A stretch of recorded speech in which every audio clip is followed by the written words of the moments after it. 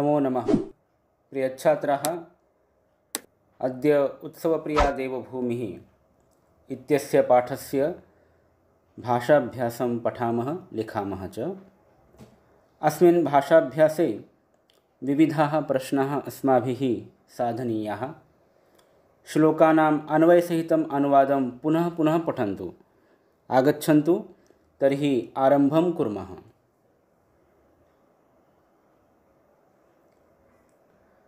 भाषाभ्यासाच्या विविध प्रश्नांपैकी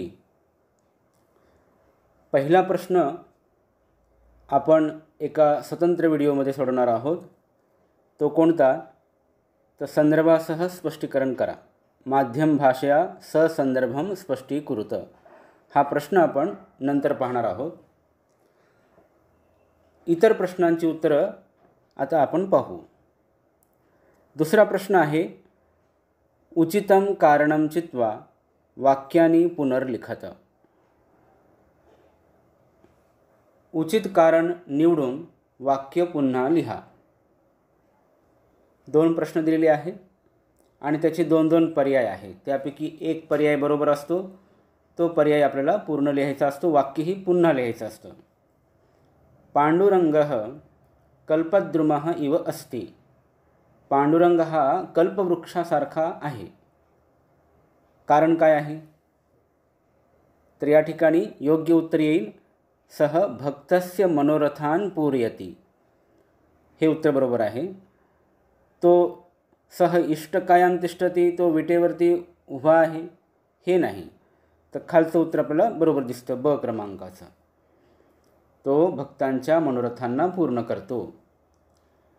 दुसरा प्रश्न आहे, यात्रीवर्गः नृसिंहवाटीम आगच्छति। यात्रेकरू नृसिंहवाडीला म्हणजे नरसोबाच्या वाडीला येतात। कशासाठी येतात हे आपण श्लोकामध्ये पाहिलेलं आहे। तरी पुन्हा एकदा आपण श्लोकात पाहूया। हा श्लोक लक्षात घ्या। तो कुठे आलेला आहे हा श्लोक? की नृसिंहवाडीला येतात, 6वा श्लोक आहे। या 6व्या श्लोकामध्ये पहा, नृसिंहवाडीला यात्रीवर्ग येतो, कशासाठी येतो? तर या ठिकाणी आपल्याला ते उत्तर दिसतं की द्रष्टुम पदाब्जद्वयमत्रिसूनोः। अत्रिसूनोः पदाब्जद्वयम द्रष्टुम। अत्रिपुत्राचे दोन्ही चरणकमळ पाहण्यासाठी, चरणकमळांचे दर्शन घेण्यासाठी। तर हे उत्तर येईल, सह अत्रिसूनोः दर्शनम इच्छति। ब क्रमांकाचं उत्तर बरोबर राहील। पुढचे प्रश्न पाहूया। पुढच्या प्रश्नामध्ये आपण छोटे छोटे दुसरे प्रश्न देखील या ठिकाणी दिलेले आहेत। उचितं वाक्याशं चित्वा वाक्यं पुनर्लिखत। उचित वाक्यांश निवडून वाक्य पुन्हा लिहायचं आहे। 3 प्रश्न दिलेले आहेत। आपण या तिन्ही प्रश्नांची उत्तरं पाहूया। संवत्सरारंभ दिने प्रभाते। संवत्सराच्या आरंभ दिनी सकाळी लोक काय करतात? श्लोक आपण पाहूया। 9वा श्लोक, संवत्सरारंभ दिने प्रभाते सर्वे ध्वजारोपण माद्रियन्ते। तर कोणतं उत्तर येणार मग आता? जनाः ध्वजारोपणम आद्रियन्ते। लोक ध्वजारोपण करतात म्हणजे काय? गुढी उभी करतात। हा उल्लेख वर्षाच्या आरंभदिनी सकाळी लोक काय करतात? तर गुढी उभी करतात। दुसरा प्रश्न पहा, आषाढ मासे भक्तव्रजः। आषाढ महिन्यामध्ये भक्तांचे समूह। आता 2 पर्याय दिलेत। एक आहे पौंडरीकम समागच्छति, पंढरपुराला जातात किंवा येतात। आणि नृसिंहवाटीम समागच्छति, नृसिंहवाडीला। तर आषाढ महिन्याचा जो उल्लेख आहे तो आपल्या लक्षात यायला पाहिजे। आषाढ मासे बघा 5व्या श्लोकामध्ये, आषाढ मासे प्रतिवर्षमत्र क्षेत्रम समागच्छति पौंडरीकम। तर या ठिकाणी पौंडरीकम क्षेत्रम असा शब्द जोडायला पाहिजे होता, तो कदाचित राहून गेलेला आहे। पंढरपुराच्या पुंडलिकाच्या क्षेत्राला म्हणजे पंढरपुराला आगच्छति म्हणजे येतात। तर या ठिकाणी हे उत्तर बरोबर आहे। तिसरा प्रश्न, भाद्रपद मासे शीतपक्षे। भाद्रपद महिन्यामध्ये शुक्ल पक्षात तर कोणता उत्सव साजरा होतो हे बघूया आपण. गणेश पूजा महोत्सव प्रवर्तते, वाजिविभूषणं प्रवर्तते. गणेश पूजा महोत्सव, गणेशाच्या पूजेचा महोत्सव साजरा होतो. आणि वाजी म्हणजे घोडा, घोड्याच्या सजवण्याचा उत्सव साजरा होतो. तर भाद्रपद महिन्याच्या शुक्ल पक्षामधला उत्सव कोणता आहे पहा. 10व्या श्लोकात आलेला आहे. पक्षे सिते भाद्रपदे च मासे सिद्धिविनायकस्य पूजा महोत्सव, गणेशाचा पूजा महोत्सव आहे. तेव्हा कोणता उत्सव झाला? गणेश पूजा महोत्सव प्रवर्तते, हे उत्तर बरोबर राहील. अशा पद्धतीने आपण हा प्रश्न पूर्ण केला. दुसऱ्या काही प्रश्नांची उत्तरं मी अगोदरच टाईप करून ठेवलेली आहेत, जेणेकरून तुम्हाला लिहिताना योग्य पद्धतीने लेखन केलेलं दिसावं. उचितं शब्दं चित्वा चतुष्कोणं पूरयत. रामचंद्रस्य निवासस्थानं, रामचंद्राचे निवासस्थान. दुसऱ्या श्लोकात हे वर्णन आलं होतं, म्हणून आपण पंचवटी असा शब्द घ्यायचा. लक्षात घ्यायचा की श्लोकामधले शब्द जशास तसे वापरायचे नसतात, तर त्यात एखाद्या वेळेस काही बदल पण असतो. जसं श्लोकामध्ये दुसऱ्या श्लोकात आपण पाहूया, रामचंद्राचं निवासस्थान कुठे राहिले होते? ते पंचवटीमध्ये. पंचवटीम असं दिलेलं आहे. तर आपण द्वितीय विभक्तीचं रूप लिहायचं नाही, तर पंचवटी कसं विचारलेलं आहे त्या पद्धतीने आपण उत्तर लिहायला पाहिजे. मयुरेशपुरस्थः देवः, मयुरेशपूर म्हणजे मोरगाव. मोरगावातला देव कोणता? तर गणेशः. हे वर्णन आपण पाहिलेलं आहे तिसऱ्या श्लोकामध्ये, मयुरेशपुरे गणेशः. त्यानंतर श्रावण मासी क्रियमाणः उत्सवः, श्रावण महिन्यामध्ये केला जाणारा उत्सव. हा जो प्रश्न आहे तो आपल्याला या ठिकाणी दिसतो. वृषोत्सवः श्रावण मासी 12व्या श्लोकामध्ये पहा. तर मग इथे आपण काय करणार? वृषोत्सवः असा शब्द लिहिणार. शारद पौर्णिमायाः नामधेयम्, शारद पौर्णिमेचे नाव. तर त्या ठिकाणी दिलेलं आहे पहा, कोजागरी शारद पौर्णिमायां. तर आपण इथे कोजागरी असा शब्द वापरणार. अनादिकालात इष्टकायां तिष्ठती, अनादिकाळापासून विटेवरती उभा आहे. सर्वांना माहिती आहे ही गोष्ट. पांडुरंगः. मल्लारी पूजासु प्रस्तूयते, मल्लारी पूजासु पहा तिसऱ्या श्लोकामध्ये आलेले, मल्लारी पूजासु च एलकोटः प्रस्तूयते. तर एलकोटः असं आपल्याला रूप घ्यायचं आहे. तर हे 6 प्रश्न म्हणजे चतुष्कोण भरायचे असतात आपल्याला. नंतर पूर्ण वाक्यात उत्तर लिहायचं आहे. मी या ठिकाणी उत्तर तयार करून ठेवलेली आहेत, परंतु लक्षात घ्यायचं आपण की उत्तर पूर्ण वाक्यात लिहायला सांगितलेलं तर कधीही फक्त उत्तराचाच भाग लिहायचा नाही, तर पूर्ण वाक्य लिहायचं. आता इथे प्रश्न काय आहे पहा. रामचंद्रः कुत्र उवास, कुत्र म्हणजे कुठे. तर आपण काय करणार? त्या श्लोकामध्ये आलेले रूपं घ्यायची आहेत आणि सप्तमीमध्ये वापरायची आहेत.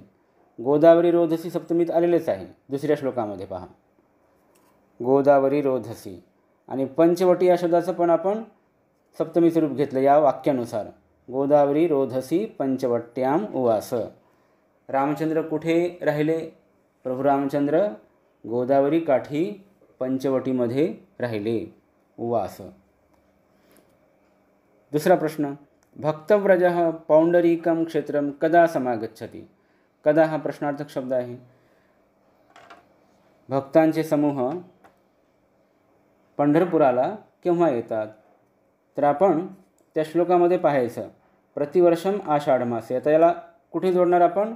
वाक्य असं बनणार, प्रतिवर्षम आषाढ मासे भक्तव्रजः पौंडरीकं क्षेत्रं समागच्छति. वरच्या पहिल्या प्रश्नात देखील आणि दुसऱ्या प्रश्नात देखील आपण निवड करताना शब्दांची निवड केली आपण, तर त्याला कुठे ठेवायचं वाक्यामध्ये हे देखील पाहायचं. फरक पडत नाही, परंतु आपल्याला योग्य रीतीने ते वाक्य बनवता आलं पाहिजे. तिसरा प्रश्न, आयुधानां नीराजना कदा क्रियते. तर आपण उत्तर काय देणार? आयुधानां नीराजना. कदा हा प्रश्नार्थक शब्द आहे, तर उत्तरादाखल आपण घेत आहोत विजयादशम्याम. शस्त्रास्त्रांची ओवाळणी केव्हा करतात, तर विजयादशमीच्या दिवशी करतात. तर विजयादशम्याम आयुधानां नीराजना क्रियते असं उत्तर द्यायचं. हा शब्द प्रथम घ्यायचा. तिसरा प्रश्न. चौथा. जनाः ध्वजारोपणं कदा आद्रियन्ते.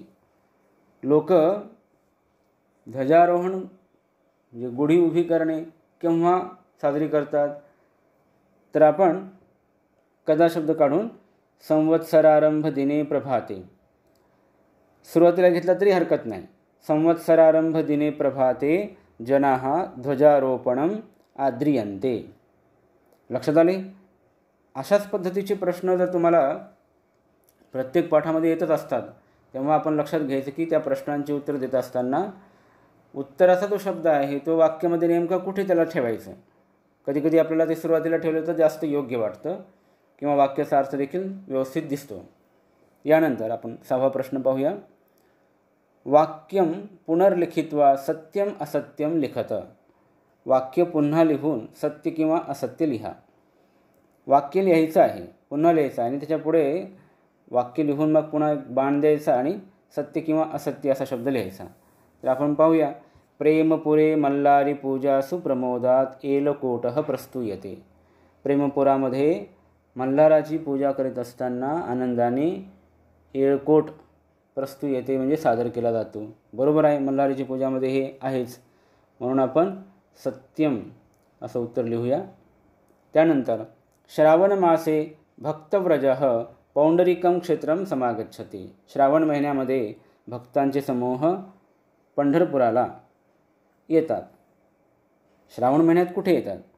आषाढ महिन्यात येतात. तेव्हा हे उत्तर चुकलेलं आहे. तर आपल्याला हे वाक्य चुकलं तर आपण पुढे काय करणार? असत्यम असं लिहिणार. महाराष्ट्रे आषाढपौर्णमास्यां संपद्यमानः त्रिपुरस्य दाहः विशिष्यते. महाराष्ट्रामध्ये आषाढ महिन्याच्या पौर्णिमेला संपन्न होणारा त्रिपुराचा दाह हा वैशिष्ट्यपूर्ण ठरतो. आहे का असं? नाही. आपण श्लोकामध्ये पाहू. संपद्यमानः त्रिपुरस्य दाहो विशिष्यते कार्तिक पौर्णमास्यां. कार्तिक पौर्णिमेला असतं. श्लोकांचे अर्थ एकदा तुम्ही नीट समजून घेतले तर आपल्याला हा पाठ म्हणजे पाठावरचे प्रश्न हे सोपेच वाटतात. पहा, म्हणून हे उत्तर काय झालं? लिहिताना आपण त्याला असत्यम असंच लिहिणार. हे वाक्य चुकीचं आहे. तर आता पुढचेही 2-3 प्रश्न आहेत तेही पूर्ण करूया. सोपा भाग आहे. रेखांकितं पदमाधृत्य प्रश्न निर्माणं कुरुत. की अधोरेखित केलेला शब्द. आता सद्मनी, हे सद्मनी रूप कोणतं आहे? सद्मन शब्दाचं सप्तमीचं एकवचन आहे. आणि ठिकाण सांगणारे जे शब्द असतात अशा वेळेला मग आपण शब्द वापरायचा कुत्र आणि इथली दंडरेषा काढून प्रश्न चिन्ह द्यायचं. जनाः कुत्र चैत्रगौर्याः दौलोत्सवं वितन्वते. आपण या शब्दांचा क्रम देखील बदलू शकतो बरं का. जनाः चैत्रगौर्याः दौलोत्सवं कुत्र वितन्वते म्हणजे त्याला तुम्हाला आणखी थोडंसं योग्य वाटेल उत्तर. सिद्धिविनायकस्य पूजा महोत्सवः भाद्रपद मासे प्रवर्तते. आता हा प्रश्न कसा बनवायचा? भाद्रपद मासे सप्तमीचे एकवचन आहे आणि कालवाचक शब्द आहे, तर आपल्याला कदा शब्द वापरायचा आहे. सिद्धिविनायकस्य पूजा महोत्सवः कदा प्रवर्तते. नंतर तिसरा जो प्रश्न आहे, या तिसऱ्या वाक्यामध्ये सीमानम याला अधोरेखित केलेला आहे. तर हा सीमानम शब्द सीमन स्त्रीलिंगी शब्द आहे, त्याचं द्वितीय एकवचन आहे. परंतु आपण इथे काय वापरलं तर किम वापरलं. लोकाः विजयादशम्यां किम उल्लंघितुं व्रजन्ति. तर किम वापरलं. कित्येक वेळा मुलांना प्रश्न पडतो की हे सीमन शब्द स्त्रीलिंगी आहे, द्वितीय एकवचन आहे, तर मग आपण काम का वापरू नये? तर हरकत नाही, काम उल्लंघितुं. परंतु किम ही जास्त योग्य वाटतं, कारण जेव्हा प्रश्न बनवला जातो त्यावेळेस तिथे प्रश्न विचारणाऱ्या व्यक्तीला उत्तर पुल्लिंगी आहे का स्त्रीलिंगी आहे हे माहिती नसेल तर तो किमच वापरणार. तेव्हा किम शब्द वापरलेला देखील योग्यच आहे.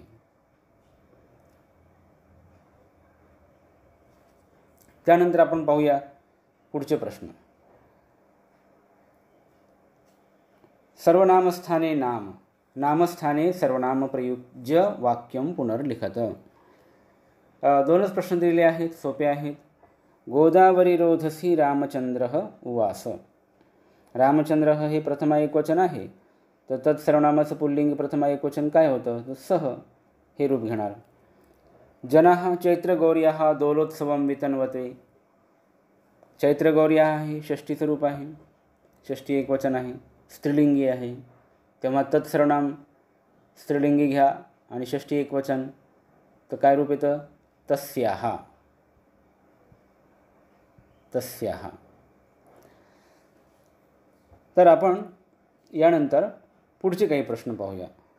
विशेषण विशेषानां मेलनं कुरुत. विशेषण आणि विशेष्य यांची जोडी लावायची आहे. हे पाहताना आपण विभक्ती आणि त्याचं लिंग हे जर आपण लक्षात घेतलं तर बऱ्यापैकी उत्तर आपल्याला शोधता येतं. किंवा आपल्या प्रश्नपत्रिकेमध्ये श्लोक दिलेलेच असतात, फक्त आपल्याला ते श्लोकांकडे पाहून बरोबर निवड करायची असते शब्दांची. तर पाहूया. मनोज्ञां, याच पद्धतीने स्त्रीलिंगी आकारांत द्वितीय एकवचन आहे, तिकडचं रूप तशा प्रकारचं कोणतं दिसतं आपल्याला, पंचवटीं. सदारः रामचंद्रः. सदारः पुल्लिंगी आहे, इकडे रामचंद्रः पुल्लिंगी. अशेषां द्वितीय बहुवचन आहे, तिकडचं द्वितीय बहुवचन क्लेशां.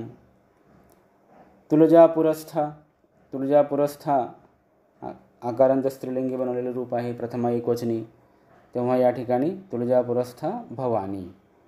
आणि चतुर्थ्यां, चतुर्थी या शब्दाचं सप्तमी एकवचन आहे, तर या ठिकाणी उत्तर येईल तिथौ. चतुर्थ्यां तिथौ. तर आपल्या लक्षात आलं की एक शब्द हा अधिकचा विचारलेला आहे, ज्याचा इथे काही संबंध नाही, क्षेत्रम. हे मात्र आपल्याला लक्ष देऊन पूर्ण करायचं आहे. संबंध पाहायचे, लिंग आहे, विभक्ती आहे, वचन आहे, ह्या गोष्टीकडे लक्ष जर दिलं आपण तर विशेषण विशेष्य यांच्या जोड्या आपण व्यवस्थित लावू शकतो. संधी तालिकां पूरयत हा छोटासा प्रश्न आहे. खरं तर हा प्रश्न मी पूर्वी तुम्हाला श्लोकामध्येच पूर्णपणे सोडून दिलेला आहे. प्रत्येक श्लोकातले संधी शब्द आपण पाहिलेले आहेत, तेव्हा इथे फक्त नमुन्यादाखल 2 दिलेले आहेत. क्वचित शिवः, तचा च आणि शचा छ हा नियम आपण लक्षात ठेवायचा आहे. त वर्गाच्या पुढे श आलं तर तचा च वर्ग होतो, म्हणजे तचा च वर्ग होतो, तर तचा च होतो आणि शचा छ होतो. प्रमोदात दोलोत्सवम, तचा द झालेला आहे पुढच्या मृदुव्यंजनामुळे. तर असे 2 शब्द दिलेत या ठिकाणी, परंतु आपण प्रत्येक श्लोकांचं भाषांतर जेव्हा आपण पाहिलं मागील व्हिडिओजमध्ये, तर त्या ठिकाणी सर्व संधी शब्द दिलेले आहेत. त्यांची एक यादी आपण स्वतंत्रपणे आपल्या वहीमध्ये करू शकता. आणि शेवटचा एक प्रश्न आहे, पृथक्करणं कुरुत. आणि या ठिकाणी काही जाल रेखाचित्र दिलेली आहेत.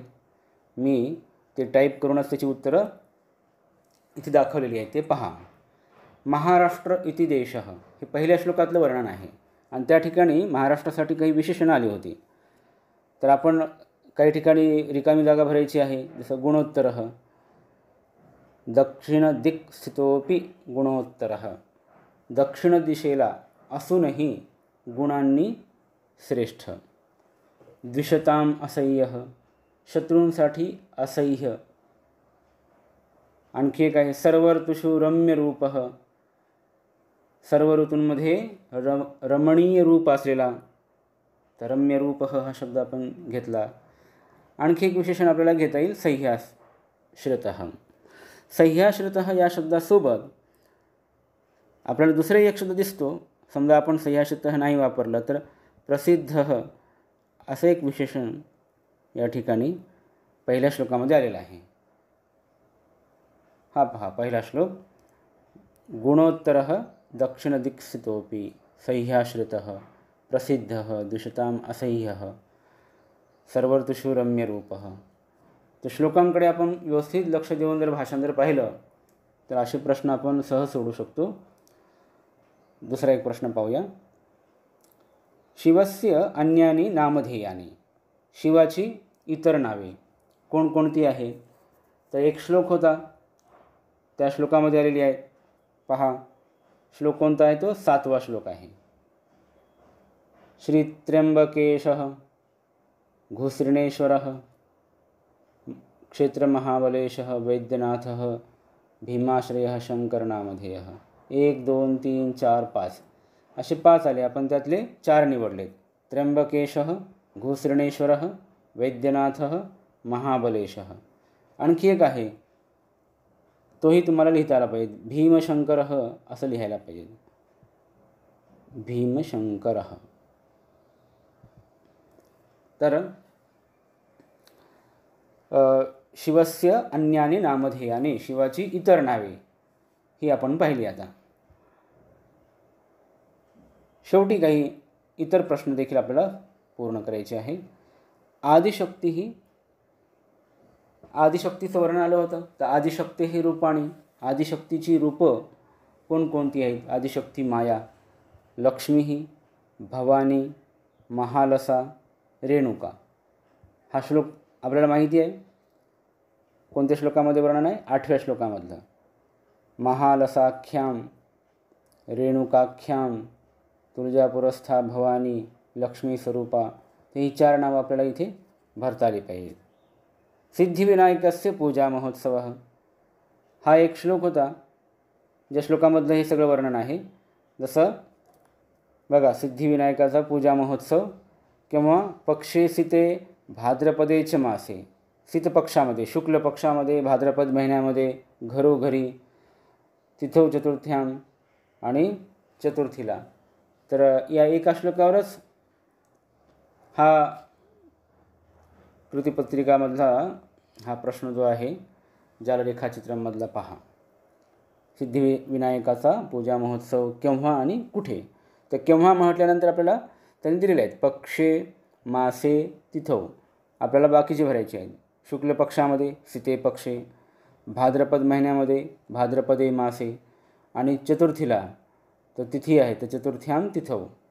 आणि कुत्र म्हटलं तर गृहे गृहे, कुठे कुठे. तर कुठे सांगितलं तर घरोघरी. यानंतर आणखी एक प्रश्न आपण पाहूया शेवटचा. मंजुषायाः आधारेण स्तंभपूरणं कुरुत. 11व्या आणि 12व्या श्लोकावर आधारलेला हा प्रश्न आहे आणि हे आपण पाहिलेलं आहे. तिथे उत्सवांचं वर्णन आलं होतं. पहा, 11व्या आणि 12व्या श्लोकामध्ये उत्सवांचं वर्णन कोणतं आहे? विजयादशमीबद्दल आलेलं आहे. त्या ठिकाणी काय करतात? सीमेचं उल्लंघन करतात, हे आपण पाहिलं. त्यानंतर 12व्या श्लोकामध्ये श्रावण महिन्यामधला बैलपोळा, श्रावण महिन्यातला बैलपोळा. शारद पौर्णिमेला होणारा सण कोणता आहे? तो कोजागरी. आणि त्यानंतर त्रिपुरस्य दाह, त्रिपुरदाह केव्हा? तर कार्तिक पौर्णिमेला. तर असे 4 सणांचं जे वर्णन आहे ते आपण इथे पाहू. तर खाली कंसामध्ये 5 शब्द दिलेले आहेत. त्यापैकी एक शब्द जो आहे तो असंबद्ध आहे, त्याचा काही इथे संबंध नाही. तर आपण बाकीचे 4 शब्द इथे भरायचे. विजयादशमी सीमोल्लंघनम, श्रावण पौर्णिमा वृषोत्सवः, शारद पौर्णिमा कोजागरी, कार्तिक पौर्णिमा त्रिपुरदाह. तर या पद्धतीने आपण या 11 आणि 12व्या श्लोकावर आधारलेला हाही प्रश्न स्तंभपूरणमचा पूर्ण केलेला आहे. तर असे सर्व हे प्रश्न पूर्ण झाले. काही उपक्रम दिलेत पुस्तकात. भारतस्य विविध प्रांतानां उत्सवानां अल्पपरिचयं लिखत.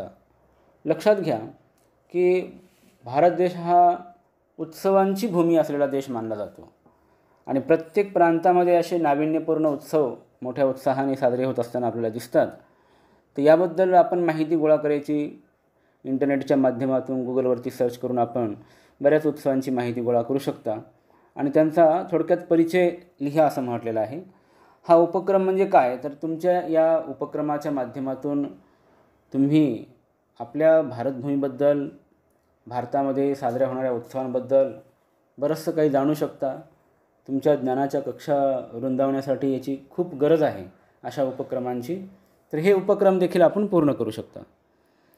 दुसरा एक उपक्रम काय दिलेला आहे?